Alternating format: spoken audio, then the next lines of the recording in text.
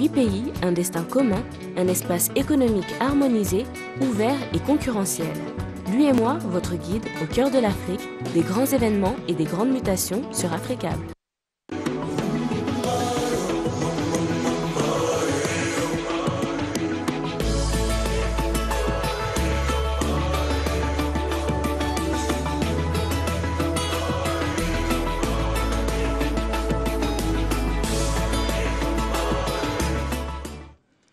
Mesdames, Messieurs, bonsoir. Voici les sommaires de ce journal.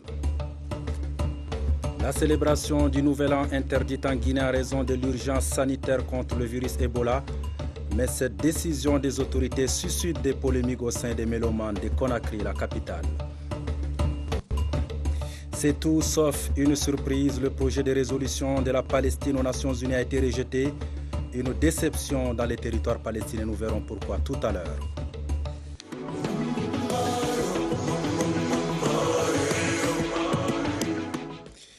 Voilà donc pour le sommaire. L'épidémie Ebola compromet la célébration des fêtes de fin d'année en Guinée. Les autorités viennent d'interdire tout regroupement ou manifestation publique. C'est là en raison du respect de l'urgence sanitaire contre le virus Ebola. Mais cette décision des autorités guinéennes suscite des polémiques au sein des mélomanes de la capitale. C'est un reportage de notre correspondant à Conakry, Malik Diakiti. À Conakry, les fêtes de fin d'année sont célébrées sans attroupement ni manifestation publique. Une décision des autorités du pays qui sonne comme un coup de tonnerre dans le milieu du showbiz guinéen. Je voudrais ici que le gouvernorat, en tant qu'épicentre au niveau de la ville de Conakry, puisse regrouper tous les services, que ce soit la sécurité, l'AGS, le ministère de la Culture, et tous les services concernés de regroupement de masse, soit dans une réunion d'ordre général pour dire dans 3 mois, dans 6 mois, vous allez faire ça, ou tel n'est pas interdit. Mais ne pas attendre toujours à 1 semaine, à 10 jours, à 24 heures pour des décisions qui ont des conséquences catastrophiques.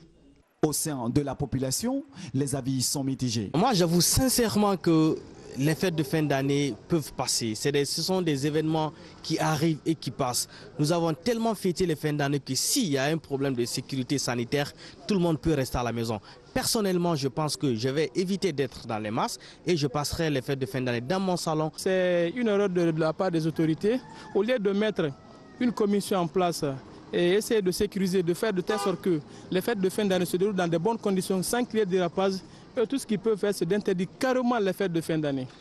Et moi, je trouve ça vraiment très anormal. Donc là, comme ils disent qu'il n'y a pas de spectacle, il n'y a pas de truc, et tout ce qu'on peut faire, c'est d'essayer de voir, d'organiser des fêtes au niveau de notre famille. En tout état de cause, tous les Guinéens espèrent que les fêtes de fin d'année 2015 seront célébrées dans un contexte où l'épidémie d'Ebola ne sera plus qu'un lointain souvenir. Et ce soir, comme beaucoup, vous fêterez sûrement le passage à cette nouvelle année. Une image à présent, celle qui marque le coup d'envoi de ce nouvel an à Sydney, son gigantesque feu d'artifice. Pour passer avec faste cette nouvelle année, au fil des heures, des villes vont rivaliser des beautés. Même en Corée du Nord, on marque l'événement. Africa vous souhaite d'ores et déjà une excellente année 2015, qu'elle soit bonne et meilleure pour toutes et pour tous. Prestation de serment ce mercredi du président de l'Assemblée nationale du Niger, le nouveau président Amadou Issoufou, a donc prêté serment ce mercredi devant la Cour constitutionnelle en présence des parlementaires, mais aussi des membres du gouvernement et de plusieurs invités. Quelques réactions. Nous, Amadou Salifou, président de l'Assemblée nationale, jurons solennellement sur le livre saint de respecter et de faire respecter la Constitution que le peuple s'est librement donnée, de remplir loyalement les hautes fonctions dont nous sommes investis, de ne jamais trahir ou travestir les aspirations du peuple, de respecter et de défendre la forme républicaine de l'État, de respecter et défendre les droits et libertés des citoyens, de ne prendre ni cautionner aucune mesure avilissante pour la dignité humaine, de respecter et faire respecter les principes de la séparation du pouvoir. Voilà, juste après sa prestation de serment, Amadou Issoufou a, dans une interview accordée à la presse, dit être le président de tous les parlementaires. Voici un extrait de sa déclaration recueillie par notre bureau à Niamey. Le vote est derrière moi. J'ai un objectif à atteindre, c'est d'abord avoir l'unité de l'Assemblée nationale, l'ensemble des députés autour de moi pour qu'ensemble nous fassions de l'Assemblée nationale une entité uniforme, unique et qu'ensemble que nous travaillons ensemble. Et je serai le président de tous les députés sans distinction. Que ce soit de l'opposition, comme vous le dites, ou de la majorité, je veux être le président de tous les députés. Voilà, vous l'aurez compris, il s'agit plutôt de Amadou Salifou et non Amadou Issoufou. Autre célébration en Tunisie, le pays a passé sa période de transition. Le nouveau président, Kaïd Essebsi, a prêté serment ce mercredi devant le parlementaire avant de se rendre au palais présidentiel de Carthage pour la passation de pouvoir avec Monsef Marzouki. 10 jours après son élection, le candidat de Nida Tounes a promis de représenter tous les Tunisiens, d'incarner la réconciliation nationale, de dialoguer avec toutes les parties et relever les nombreux défis qui l'attendent. L'instant est historique. Monsef Marzouki, le président de la transition, passe le pouvoir au chef de l'État fraîchement élu, Béji Kaïd Essebsi. Une poignée de main entre les deux hommes, symbole de la première transition démocratique en Tunisie. Remportant le scrutin avec 55% des suffrages, le nouveau président le sait, il devra d'abord œuvrer à la réconciliation nationale. En tant que chef de l'État, je m'engage à être le président de tous les Tunisiens et Tunisiennes. Je serai le garant de l'unité nationale.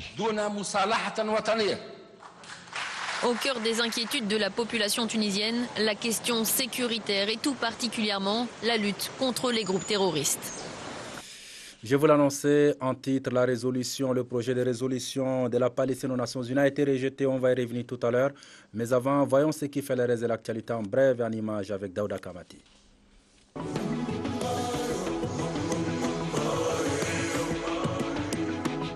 C'est la fin d'une collaboration longue de 14 ans. Hissène Habré, ancien président tchadien, a chassé Maître El Hadji Diouf de son équipe de défense selon les termes de l'avocat.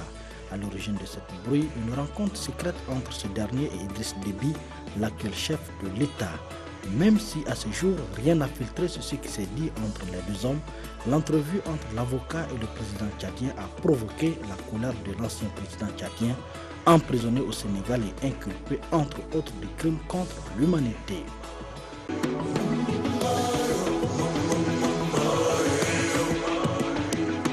Le comité central du Parti congolais du travail, parti au pouvoir, a terminé ce mardi 30 décembre, tard dans la nuit, sa réunion au cours de laquelle il devait se prononcer sur le changement de la constitution, question de permettre au président Denis Sassou Nguesso de briguer un troisième mandat en 2016. Même si aucune déclaration officielle n'a été publiée à l'issue de cette rencontre, les informations qui ont filtré indiquent que la majorité des cadres s'est prononcée pour la modification du texte fondamental.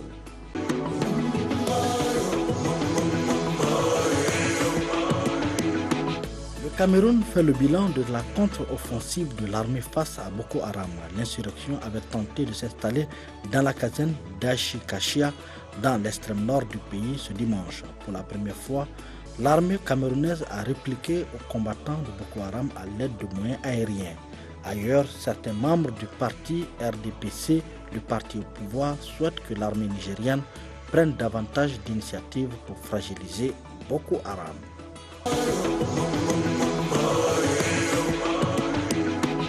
Au Burundi, de violents affrontements ont opposé toute la journée de ce mardi 30 décembre un important groupe armé en provenance de la voisine RDC aux forces de l'ordre dans le nord-ouest du pays. Les combats se sont déroulés à une soixantaine de kilomètres au nord de la capitale Bujumbura. Selon un bilan officiel, 14 assaillants ont au moins été tués. L'administration assure néanmoins que la situation est sous contrôle. C'est tout sauf une surprise. Les Palestiniens s'attendaient à un rejet de la résolution aux Nations Unies C'est ce qui s'est passé. Les États-Unis n'ont pas eu à brandir leur veto, ce qui en Israël pourrait être à l'avantage de Benjamin Netanyahou, archi-favori pour les primaires du Likoud qui se déroulent en ce moment. Au lendemain du rejet de leur résolution par le Conseil de sécurité, les responsables palestiniens entendent bien chercher ailleurs l'obtention d'une reconnaissance. Mahmoud Abbas va demander l'adhésion à la Cour pénale internationale, une signature du statut de Rome qui permettrait aux Palestiniens de poursuivre les responsables israéliens pour crimes de guerre, notamment dans la bande de Gaza, ravagée par 3 conflits en 6 ans. Le président Abbas a annoncé au monde entier que si le texte de résolution n'était pas accepté, nous demanderions l'adhésion à d'autres conventions internationales, en premier lieu à la Cour pénale internationale. Le peuple palestinien n'aura pas à attendre longtemps avant de voir ces décisions importantes prises par nos dirigeants qui se réuniront plus tard dans la soirée. Le Hamas parle quant à lui d'un échec de Mahmoud Abbas et l'accuse d'avoir accaparé le processus de décision. Côté israélien, le rejet de la résolution est évidemment salué. Le Premier ministre Benjamin Netanyahou a remercié ses alliés qui ont voté contre le texte. Je tiens à exprimer ma gratitude envers les États-Unis, l'Australie et tout spécialement envers le président du Rwanda, mon ami Paul Kagame, et le président du Nigeria, Goodluck Jonathan. Je leur ai parlé à tous les deux, ils m'ont dit et promis personnellement qu'ils n'apporteraient pas leur soutien à la résolution. Ils ont tenu leur parole. Alors qu'elle devait réunir 9 voix pour être adoptée, la résolution palestinienne n'a obtenu que 8 votes favorables, dont celui de la France qui estime qu'il y a urgence à agir. Moment de recueillement aujourd'hui en Indonésie où les premières dépouilles sont arrivées à l'aéroport de Surabaya. C'est de ce même aéroport que le vol d'AirAsia avait décollé dimanche dernier avant de disparaître quelques minutes plus tard. Les recherches ont été interrompues en raison du mauvais temps. Les secouristes en mer ont déjà récupéré 7 corps. Au fond de cette mer de Java, à une trentaine de mètres, une sonde a découvert un objet sombre qui pourrait être la carcasse de l'appareil. Des plongeurs doivent s'en assurer, mais ils ne peuvent pas intervenir pour le moment. Ce mercredi matin, ce n'est toujours pas possible de commencer les recherches parce que la météo est très mauvaise dans cette zone. Une trentaine de navires indonésiens, mais aussi chinois ou américains, sont arrivés sur le site, prêts à intervenir. Objectif, retrouver les boîtes noires de l'appareil. Elles permettront peut-être d'en savoir plus sur les raisons du crash. La 320 d'AirAsia décolle dimanche de Surabaya en Indonésie direction Singapour. La météo est mauvaise. 40 minutes après le décollage, le pilote demande à prendre de l'altitude pour tenter d'éviter une zone de turbulence. Autorisation refusée dans un premier temps en raison de l'important trafic aérien dans cette zone. C'est là que l'appareil disparaît. À son bord, 155 passagers et 7 membres d'équipage.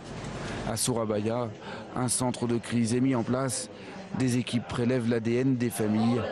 Certaines devraient se rendre à Bangkalan-Bun, l'aéroport le plus proche du crash, où ont été rapatriés les premiers corps. Le processus d'identification va consister à comparer les données des corps avec celles des familles. Donc cette identification repose sur cette information. C'est très important. Mardi soir, le président indonésien s'est rendu auprès des familles. Il leur a présenté ses condoléances et leur a assuré que les secours feraient leur maximum pour retrouver les corps le plus vite possible. Retour sur le continent au Sénégal, l'agence de développement local a procédé au lancement d'un programme de formation des élus locaux. Il s'agit de doter l'ensemble des collectivités locales du Sénégal d'infrastructures numériques afin de prendre en charge le renforcement des capacités. La cérémonie était présidée par le secrétaire général de la présidence de la République du Sénégal, que nous écoutons ici, des propos recueillis par notre bureau à Dakar. Mon département a été choisi comme département pilote pour accueillir cette première expérience de formation à distance qui a pour vocation de parfaire ou de perfectionner les compétences des élus locaux dans les divers domaines de la gouvernance locale. À ce sujet, je voudrais vous féliciter de cette belle initiative et de l'investissement de 150 millions qui a été mobilisé par l'ADL pour assurer un équipement en ce qui concerne les technologies de formation à distance mais également pour assurer cette formation que nous sommes en train de vivre en direct.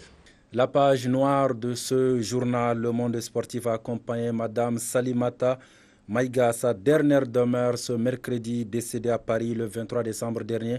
À l'âge de 62 ans, l'ancienne internationale malienne repose désormais au cimetière de Sogoniko. Reportage Aminata Mariko, Daouda Doumbia.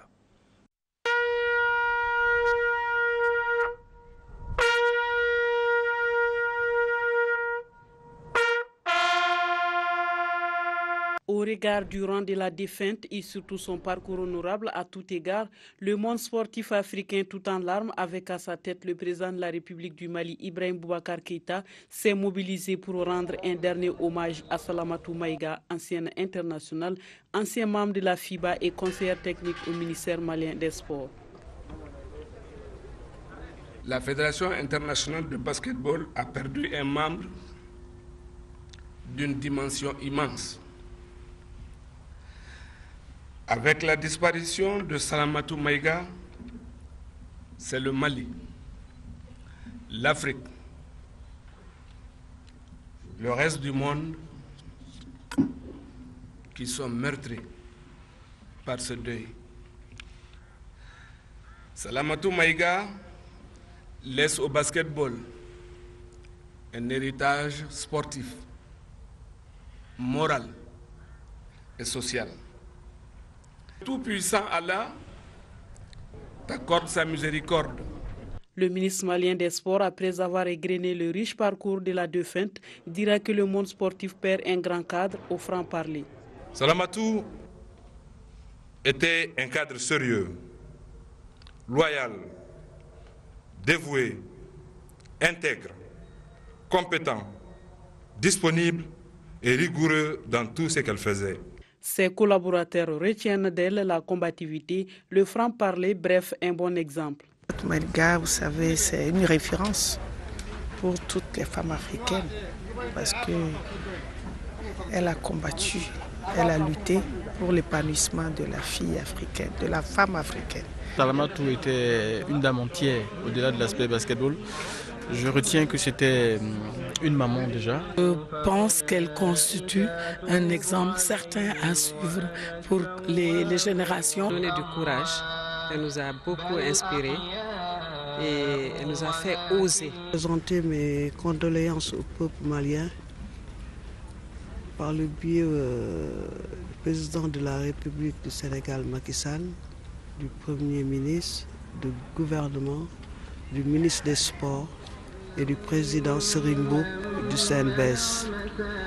Et au nom de toutes les anciennes internationales de basket, nous présentons nos condoléances au peuple malien. Avant d'être conduite à sa dernière demeure, Salamatou Maïga a reçu les honneurs de la République du Mali, officier de l'Ordre national du Mali à titre posthume, au cours de cette cérémonie funèbre présidée par le président de la République, Ibrahim Boubacar Keïta, très ému. Au nom de son Excellence, Monsieur le Président de la République, grand maître des ordres nationaux, au nom des membres du Conseil des ordres nationaux et à mon nom propre, je présente aux parents, à tout le monde sportif, aux amis, alliés, collaborateurs et sympathisants de l'Auguste disparu, mes condoléances les plus émues. Né le 13 décembre 1952 à Niamey et membre de la FIBA de 1998 à 2014, Salamatou Maïga laisse derrière elle une fille et le monde sportif orphelin. L'ancienne internationale repose désormais au cimetière de Sogoniko. D'ores en paix, championne. Voilà donc qui met fin à ce journal. Merci à vous de l'avoir suivi. La suite des programmes tout à l'heure. Après ce journal, vous pourrez suivre votre émission Basket Rebond. C'est à 20h30, à 21h, un film Happy New Year's et à 22h45, Saloni. Passez d'excellents moments à notre compagnie. Mais déjà, Africable Télévision vous souhaite une excellente année 2015. À demain.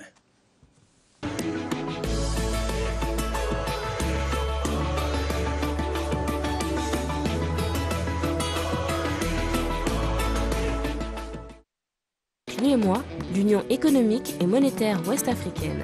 L'UEMOA, 8 pays, un destin commun, un espace économique harmonisé, ouvert et concurrentiel. L'UEMOA, votre guide au cœur de l'Afrique, des grands événements et des grandes